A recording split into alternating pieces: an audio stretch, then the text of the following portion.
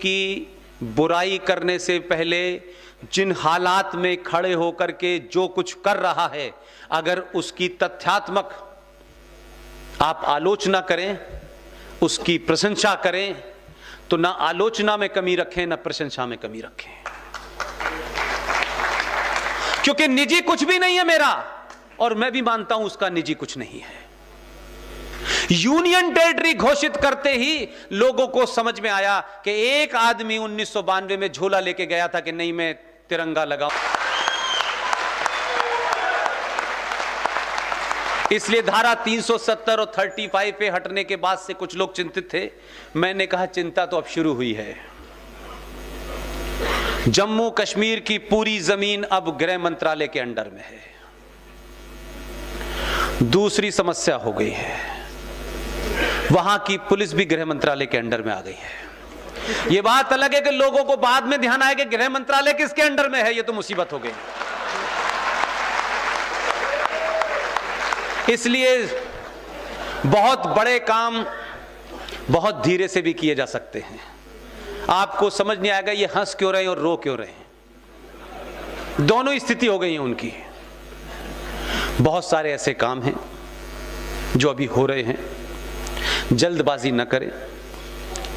1000 साल के बाद पहला कोई ऐसा राजा आया है जिसने पहली बार इस भारत की धरती पर संवैधानिक तौर से एक इस्लामिक स्टेट को कुचल के बंद कर दिया है।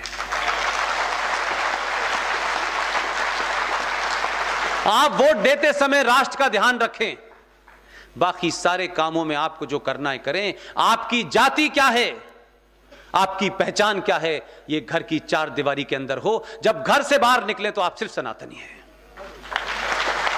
और आखिरी बार सिर्फ कहना चाहता हूं मैं, सिवैयां बहुत पसंद हैं आप लोगों को। हमारे यहां भी सिवैयां बनती हैं, उस पर भी कुछ खा लिया करिए। मैंने कहा है कि आपको किसी से नफरत नहीं करनी। पातंजलि की वो लाइन पढ़िए। जब मैं पातंजलि कहता हूं तो उठक बैठक वाले की बात नहीं कर रहा मैं। पातंजलि पढ़िए, उसमें नॉन वायलेंस के बारे में क्या लिखा है।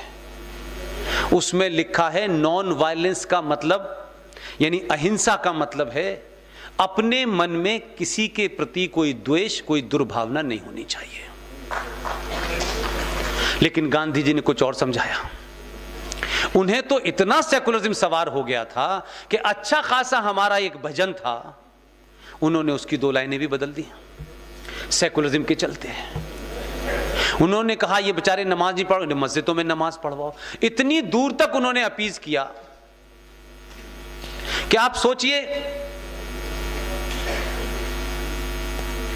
कि उस अपीजमेंट का असर यह हुआ कि आपने जो पातंजलि की लाइन थी उसे भी भुला दी है। एक लाइन आप लोगों से बहुत बोली जाती है, अहिंसा परमो धर्म। अगली लाइन कौन पढ़ेगा? मैंने पढ़ने के लिए नहीं कही है, याद करने के लिए कही है। पढ़ तो लेंगे आप लोग, गीता वाले लोग हैं, आप तो पढ़े लिखे लोग हैं, गीता के बारे में जानते हैं। मैं तो जानता नहीं ज्यादा। इसलिए आधी अधूरी बात बताने से समाज भ्रमित हो जाता है। अहिंसा परमो धर्मा था तो अगली लाइन भी बतानी चाहिए थी। और पातंजलि में कहा गया कि आपके अंदर अगर अहिंसा की बात आप करते हैं तो किसी के प्रति आप में द्वेष, नफरत नहीं होनी चाहिए। लेकिन वही आगे की लाइन आगे जाके कहती है कि अगर दुश्मन हथियार लेके आपके सामने आ जाए तो बिना रुके उसकी गर्दन को धड़ से अलग कर देना चाहिए। लेकिन हमारे सारे नैरेटिव गलत हैं, इसलिए इन नैरेटिव में मत पड़िए। हम हैं, हम जो हैं वो रहेंगे। हमने आपसे नहीं कहा है कि आप 5 बार मत उठक बैठक लगाइए, 2 बार लगाइए, 1 बार लगाइए। हमने नहीं कहा। आपको जो करना है करिए, आप हमारे अंदर दखल मत दीजिए। भगवान राम यहीं पैदा हुए थे। इसका सर्टिफिकेट पूछने वालों से अगर आपने पूछा होता 13 शादी करने वाले मैरिज सर्टिफिकेट भी लाइए, तो दुकान बंद हो जाती है। इसलिए लोग आपका मजाक उड़ाने में उनको देर नहीं लगती, क्योंकि आप अपनी बात को तर्कों पे नहीं रखते हैं। आप अपोलोजिस्टिक हो जाते हैं। आपको लगता है ये रूठ जाएगा, तो दूसरे को भी लगना चाहिए ये भी तो रूठ सकता है। हम रूठे नहीं तो उन्होंने हमारी फिक्र नहीं की, जहां दिल चाहा मजाक उड़ाया। और कौन मजाक उड़ा रहे हैं? जो पूरी दुनिया में खुद एक मजाक हैं।